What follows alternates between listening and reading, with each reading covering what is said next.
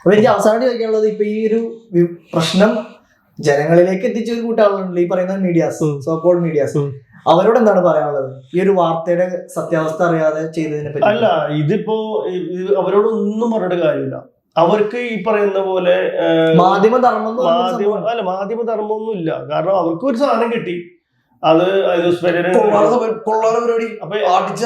എല്ലാവരും അടിച്ചാണ്ടിറക്കി. അത് ഇനിയിപ്പോ അല്ലേ ഓക്കെ കഴിഞ്ഞു, ഇത്രയുള്ളൂ. അതിന് പറയാ ഇപ്പൊ എന്തോരം കേസ്. അല്ല, ഇപ്പൊ നിങ്ങൾക്ക് ഒരുപാട് സംഭവിച്ചു, നിങ്ങൾ പോലീസ് സ്റ്റേഷനിൽ വരെ കയറേണ്ടി വന്നു.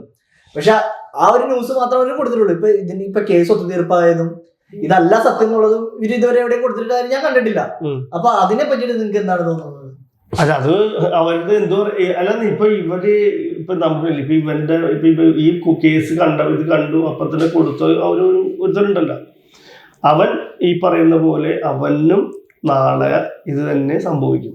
അവൻ ഇപ്പൊ റീച്ച് ഉണ്ടാക്കാൻ വേണ്ടി അത്ര നേരത്തെ പ്രശ്നം ഒരു ന്യൂസ് ആക്കിയിട്ട് അത് കൊടുത്തില്ലേ, അവന്റെ ഫാമിലിക്കും ഇത് തന്നെ സംഭവിക്കും. അതാണ് എനിക്ക് പറയാനുള്ളത്. ഇപ്പൊ എന്നെ മാനിപ്പുലേറ്റ് ചെയ്ത് ഒരാളെ അകത്താക്കാൻ വേണ്ടി പ്രവൃത്തി ചെയ്ത ആൾക്കാർ, അവർക്കും ഇത് തന്നെ സംഭവിക്കും. അത്ര എനിക്ക് പറയാനുള്ളൂ. അതല്ലെങ്കിൽ ദൈവം നമ്മൾ കാണിക്കും.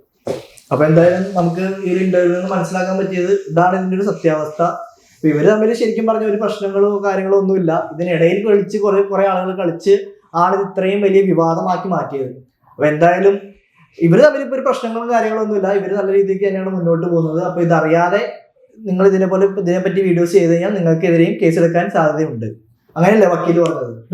അപ്പൊ എന്തായാലും കാരണം ഇത് കഴിഞ്ഞപ്പോ തന്നെ നമ്മുടെ വിഷ്ണു കൊച്ചിക്കാരൻ വന്നിട്ട് പറഞ്ഞ് അവനാണ് ഈ പ്രശ്നം സോൾവ് ചെയ്തെന്നുള്ള രീതിയിൽ ആറാട്ടണ്ണനെ കൊണ്ട് ഒരു വീഡിയോ ചെയ്യിച്ചെന്ന് വെച്ച് അത് വക്കീല് കണ്ടിട്ട് വിളിച്ചിട്ടുണ്ടായിരുന്നു. വിഷ്ണു കൊച്ചിക്കാരൻ കൊണ്ടുവന്ന വക്കീലാണെന്ന് ഓർക്കണം.